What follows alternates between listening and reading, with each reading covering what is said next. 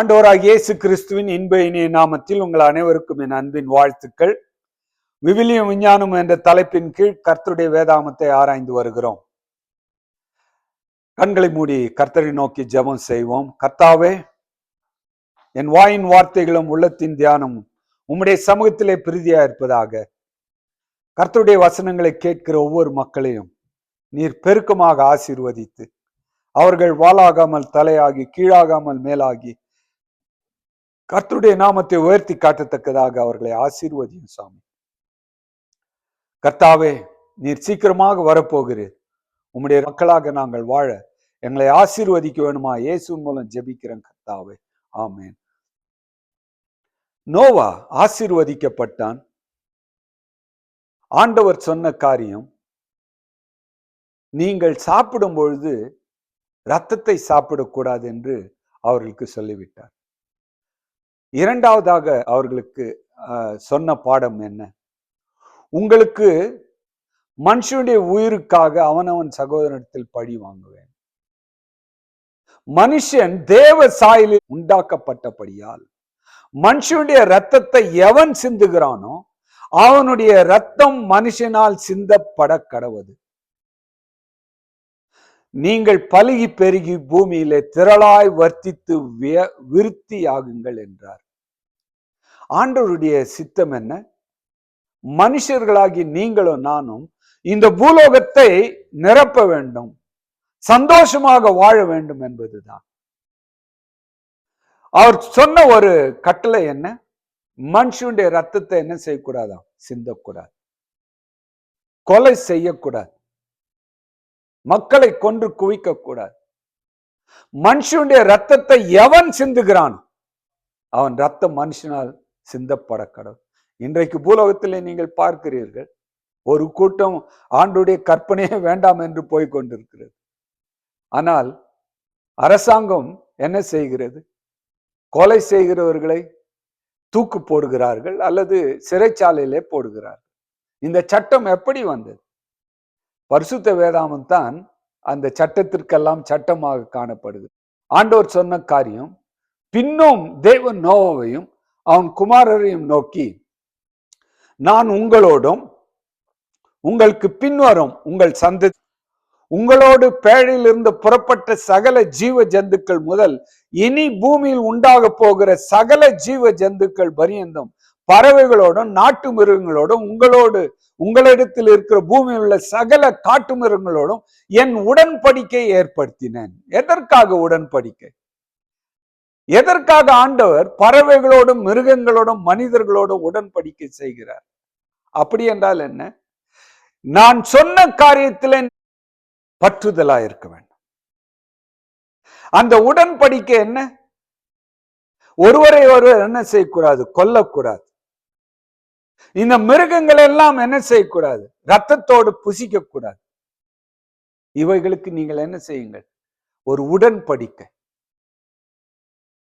அது மாத்திரமல்ல, இனி மாம்சமானவைகள் எல்லாம் ஜலப்பிரளயத்தால் சங்கரிக்கப்படுவதில்லை என்றும் பூமியை அழிக்க இனி ஜலப்பிரளயம் உண்டாவதில்லை என்றும் உங்களோடு என் உடன்படிக்கை ஏற்படுத்துகிறேன் என்றார். அப்படி என்றால் என்ன? ஒரு முறை நான் உங்களுக்கு சொன்னால் உங்களுக்கு சொன்னதுதான் என்னுடைய உடன்படிக்கை. அது யோசித்து பாருங்கள். எத்தனையோ வெள்ளங்கள் வருகிறது, ஆனால் ஜலப்பிரளயம் வராது. காரணம் என்ன? ஆண்டவர் வாக்கு மாறாதவர். இங்க என்ன வாசிக்கிறோம்? அன்றியும் தேவன் எனக்கும் உங்களுக்கும் உங்களிடத்தில் இருக்கும் சகல ஜீவ ஜந்துக்களுக்கும் நித்திய தலைமுறைகளுக்கு என்று நான் செய்கிற உடன்படிக்கையின் அடையாளமாக. அப்படி என்றால் என்ன? ஒரு அடையாளத்தை நான் என்ன செய்ய போகிறேன்? உங்களுக்கு கொடுக்க போகிறேன். அந்த அடையாளம் என்ன? நான் என் வில்லை மேகத்திலே வைத்தேன். அது எனக்கும் பூமிக்கும் உண்டான உடன்படிக்கைக்கு அடையாளமாய் இருக்கும். நான் பூமிக்கு மேலாய் மேகத்தை வருவிக்கும் போது அந்த வில் மேகத்திலே தோன்றும். அப்பொழுது எல்லா மாம்ச ஜந்துக்களையும் அழிக்க இனி ஜலமானது பிரளயமாக பெருகாதபடிக்கு எனக்கும் உங்களுக்கும் மாம்சமான சகல ஜீவ ஜந்துக்களுக்கும் உண்டான என் உடன்படிக்கை நினைவு கூறுவேன். அந்த வில் மேகத்தில் தோன்றும் பொழுது தேவனுக்கும் பூமியின் மேல் உள்ள சகல மாம்ச ஜீவன்களுக்கு உண்டான நித்திய உடன்படிக்கை நான் நினைவு கூறும்படி அதை நோக்கி பார்ப்பேன். நித்திய உடன்படிக்கை என்றால் என்ன? இனிமேல் அந்த சராசரத்தில் என்ன செய்யாது, இப்படிப்பட்ட ஒரு பிரளயம் வராது. எஸ், அதைத்தான் பரிசுத்த வேதாகமும் நமக்கு காட்டுகிறது. இது எனக்கும் பூமியின் மேலுள்ள மாம்சமான யாவுக்கும் நான் ஏற்படுத்தின உடன்படிக்கையின் அடையாளம் என்று நோவாவோடு சொன்னார். பேழிலிருந்து புறப்பட்ட நோவாவின் குமாரர் சேம், காம், யாப்பேத் என்பவர்கள். அதைத்தான் பரிசுத்த வேதாகம் நமக்கு காட்டுகிறது. கிறிஸ்துக்குள் அன்பானவர்களே, இங்க என்ன பார்க்கிறோம்? ஆண்டவர் உடன்படிக்கை செய்கிறார். அவருடைய உடன்படிக்கை எப்படிப்பட்ட உடன்படிக்கை? அதாவது இன்றைக்கு அநேகர் உலகத்திலே ஒரு காரியத்தை சொல்லுகிறார்கள். இன்றைக்கு ஒரு காரியத்தை சொல்வார்கள், நாளைக்கு அந்த காரியத்தை செய்ய மாட்டார்கள். நான் பணம் கொடுக்கிறேன் என்று சொல்வார்கள், மறுநாள் உனக்கு எதற்கு பணம் கொடுக்க வேண்டும் என்பார்கள். அப்படி என்றால் என்ன? அவர்கள் உடன்படிக்கை மீறுகிறார்கள். ஆனால் ஆண்டவர் அப்படி இல்லை. அவர் ஒரு முறை சொன்னால், அதைத்தான் பரிசுத்த வேதாகம் என்ன சொல்லுகிறது? அவர் பொய் சொல்வதற்கு அவர் எப்படிப்பட்டவர் அல்ல, மனிதன் அல்ல. அப்படி என்றால் என்ன? மனிதன் பொய்யிலே வாழ்ந்து பொய்யிலே வளர்ந்து பொய்யிலே மரித்து போகிறார். அதனால்தான் வெளிப்படுத்தல் 21ஆம் அதிகாரத்தில் என்ன வாசிக்கிறோம்? பொய் சொல்லுகிறவங்களாம் எங்க வர முடியாதான்? பரலோகத்திற்கு வர முடியாதான்? மாத்திரமல்ல, பரிசுத்த வேதாகம் என்ன சொல்லுகிறது? பொய் நாவு கர்த்தருக்கு அருவருப்பானது. ஆகவே இன்றைக்கு மிகவும் நாம் ஜாக்கிரதையாக வாழ வேண்டியவர்களாக இருக்கிறோம். இங்கே பரிசுத்த வேதாகம் என்ன நமக்கு கற்றுக் கொடுக்கிறது? அந்த மேகத்திலே வில்லை வைத்தாராம். அதற்கு 7 நிறங்கள். அதை குறித்து அடுத்த காணொலியில நான் உங்களுக்கு சொல்லுகிறேன். எதற்காக 7 நிறங்கள்? அந்த வில் எதற்காக வைக்கிறார்? இன்றைக்கு வானவில் எப்படி தோன்றுகிறது? அதாவது சூரிய ஒளி கற்றையானது அந்த நீர்த்துவலையில படும் பொழுது அந்த நிறங்களை கொண்டு வருகிறது. அது பார்ப்பதற்கு எவ்வளவு ஒரு அழகான ஒரு தோற்றத்தை கொடுக்கிறது. வானவில் வானவில் நமக்கு மட்டும்தான் இருக்கிறதா? எசேக்கியேல் புஸ்தகத்தில் வாசித்து பார்த்தீர்கள் என்றால், பரலோகத்தில் ஆண்டுடைய சிங்காசனத்திற்கு முன்பதாக வானவில் இருப்பதாக எழுதப்பட்டிருக்கிறது. காரணம் என்ன?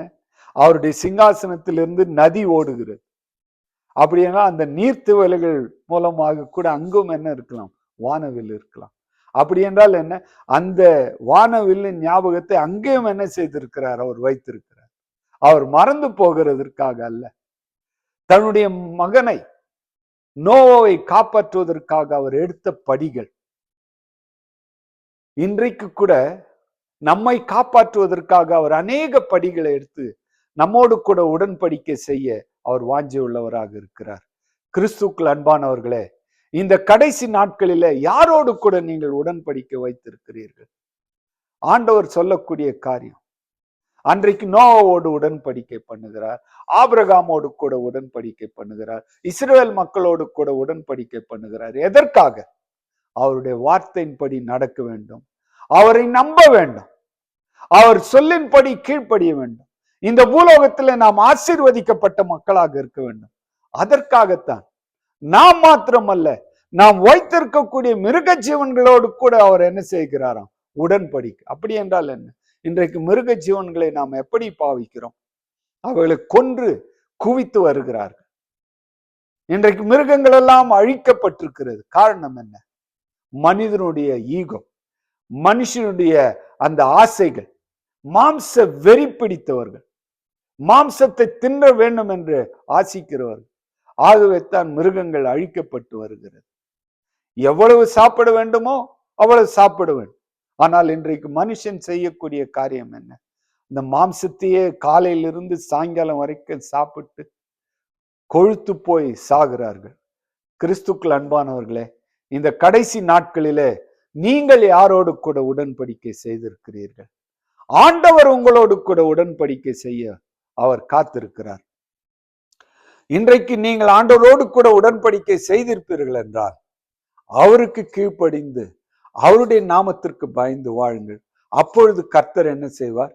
அந்த வில்லை எப்படி மறக்காமல் இன்றைக்கும் மழை பெய்தவுடன் அந்த வில் வருகிறதோ அது போல உங்களையும் மறக்காமல் அவர் நடத்துவார்.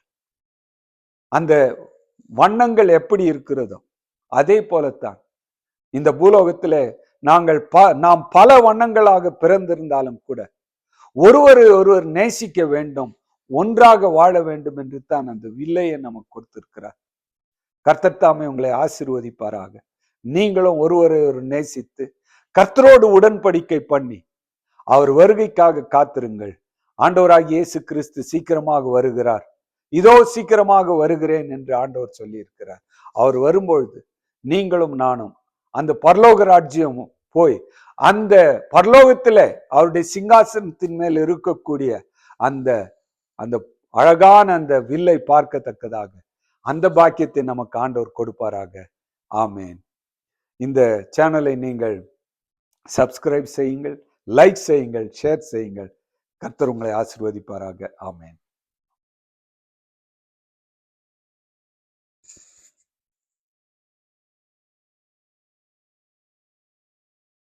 இந்த பூக்கள் என்னை மிகவும் வியப்பிக்கிறது. கடவுளுடைய படைப்பில் இப்பேற்பட்ட அதிசயங்களை நாம் பார்க்க முடிகிறது. யாராலும், எந்த மனிதனாலும் இப்பேற்பட்ட படைப்பை படைக்க முடியாது. கர்த்தராகிய இயேசு ஒருவரே இவைகள் எல்லாவற்றையும் படைத்தார். அவருடைய படைப்பு மிகவும் அதிசயமானது. அதை பார்ப்பதற்கு கடவுள் நமக்கு கண்களை கொடுத்திருக்கிறார். அவருடைய பரிசுத்த நாமத்திற்கு ஸ்தோத்திரம்.